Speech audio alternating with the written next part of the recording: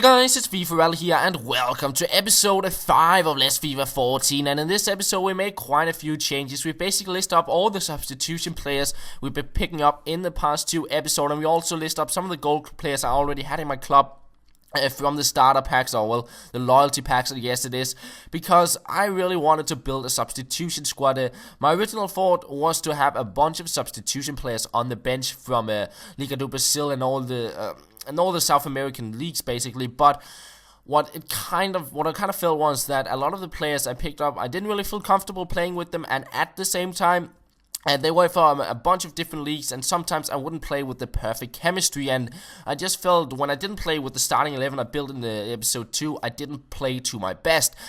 So I decided to go out and build the substitution squad and then list up a bunch of the players I had and didn't really need. So I listed them up and I went out to pick up players, and what I saw as the benefit of having a substitution squad was that I would have 2 squads I would feel really comfortable with all the players with. They would have full fitness and perfect chemistry. So that was kind of the thought. So play 2 games with one squad and have the other squad on the bench so they can regain their fitness, and then just swap the players around and just keep on going that way.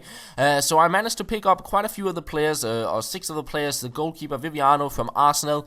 Then we got Winston Reid, Distin, and Bochechi as the center backs, and Diarra and Sonsi for the center defensive mid. But the players I listed up didn't sell on as quick as I wanted them to, so I decided it was time to list up Elite Baines. He's gone up a little bit in price because he got a team of the week this week. So basically, his inform will only be out in packs, and his regular card will not increase on the market, and that means the demand is still there, and his price will go up all the way until Wednesday, just before the new team of the week is out, basically. So I could probably make a little bit more profit on him if I waited to sell him, but I looked at it this way, that if I sold him on, I'd be able to build another squad, be able to win my game easily and make my coins that way, and also be able to trade with some of the spare coins I'd have from selling him on, and I thought that would make more profit than actually waiting on selling him. So we sold him on there, and we picked up a few more players. We picked up 3 5-star skillers in Magidi, Asaidi, and Basufa, and we also converted Asaidi to a left mid from the left wing. And we picked up Musa as a striker, who was a right mid, I believe, last year, a silver in the Russian league, but now he's a striker, and alongside him we'll play Dumbia. So that is pretty much the squad we'll be playing with. So on goal, we do have Viviano, the newly transferred keeper to Arsenal, 6'5", all-round decent stats and a long throw trade, so he seems to be a solid keeper. The first centre back is Distant, 6'4", medium-high work rates, decent pace, good defending and heading on him, and seems to be a very solid centre back. Winston Reid is back into the club. We had him in the start, and he got all right stats, good work rates, decent strength on him, and same thing goes for Bochechi. So quite solid centre back trio there. Then we have Diarra as our first centre defensive mid, medium high work rate, so he'll stay back, and good pace and defending on him, but he's not that tall. But Nsonsi is tall on the other hand, so they kind of make up for those 2 centre defensive mids, and seems to be a quite good duo there. Left mid we do have Asaidi, the 5-star skills, can cut inside, take the shot with his right foot, and he is quite fast, just as Magidi on the other wing, who got the 4-star weak foot and the 5-star skills. And with the 4-star weak foot, you can cut inside and shoot with the left foot as well, which is kind of nice. Now, center attacking mid, we do have Basufa, 5-star skills, but he got decent all-round stats, but his strength is only 32, and another problem is Musa.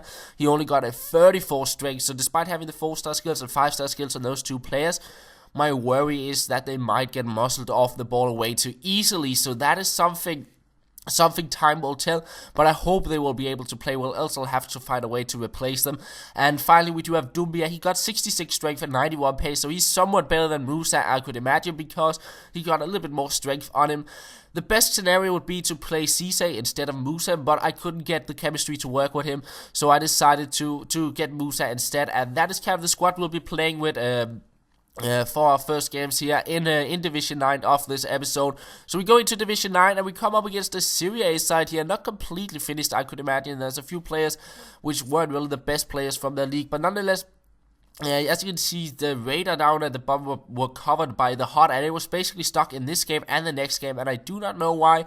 And we get a goal here to make it 1-0 off a header. It was kind of a nice skill run and ended up being just a a situation where I didn't know what to do and I just crossed it in to get the goal. And we get another goal here, through ball and a nice little chip into the far corner from Dumbia to make it 2-0. And I really did enjoy playing this game. The squad felt really good to play with, and I created a lot of chances here. It's as Edie breaking through, going past several players here, and he will cut in behind the defender, go with a little bit of a bonus chip to Musa, who tries out a bicycle kick, but his keeper would get it back onto the line and save it quite easily. Instead, it's him breaking through with Higuain and making it 2-1, getting back into the game, but it didn't take long before we found Dumbia here on the edge of the box.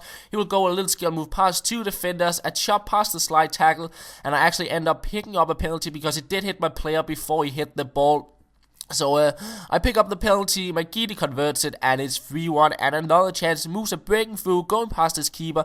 I tried for a fancy finish into the back of the net, but it locked on to my other player, Boussoufa there, and that's him who gets the goal instead. But 4-1 it is, and he decides to rage quit, and we get 3 points for Division 9. I was kind of happy about that because in yesterday's episode, the points I got in the division did take quite a while, and a lot of draws and some stupid losses. And finally, I got like a win straight away, and I was ready to go into another game. And I come up against a 4-3-3 squad with the variation with the center attacking mid. And last year, the 4-3-3 were really strong against the 3-5-2 because you had the 3 attackers countering the 3 center backs. And now we had the center attacking mid. It was really, really tough. And I actually thought I was going to pick up a penalty here, but it did not, and instead he got another goal here. He did score here, but he got the penalty instead, actually, and he will convert it to make it 2-0. And as I said, it was really difficult to play against the 4-3-3 with the center attack mid because he was just everywhere on the counter attacks, and I ended up trailing 3-0. But after that, I kind of learned how to defend those counter attacks, and I managed to get back into the game, and I was all over him the final 20 minutes of the game, trying to get that second goal and the third goal.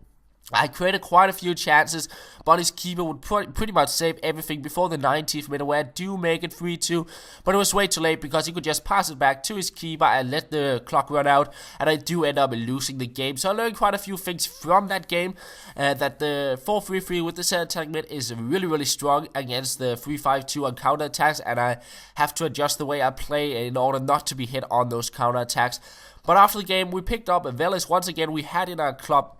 I believe he sold him on in yesterday's episode because I wanted to try out a different squad, and in the end I actually decided to go back to the starting 11 from episode 2, and I think I picked him up for 100 coins cheaper than I sold him on, so that was not too bad, and we were ready to head on into one final game.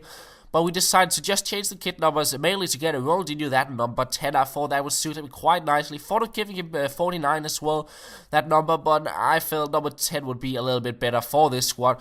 So we go into the game. And we get a nice chance there with Ronaldinho, but it is blocked off by his keeper. I had hoped for a right foot finish instead of a left foot finish, but it didn't really matter because Ronaldinho, he was everywhere in this game, creating chances here, almost getting a goal. And a few minutes later, a little chip here, and we passed to Ortega, crossed it in, had hoped for a bicycle kick there, but Ronaldinho will head it in after 2 headers there, and we do make it 1-0. We win the game because he decides to rage quit, and that means we also do win the division, get a nice amount of coins, and we are ready to head on into Division 8 in the next episode because this will be the end of the episode, and I hope you guys did enjoy. I'll probably have the next episode out again tomorrow, and might do a little bit of streaming over the weekend if I can find the time. At least something I want to do.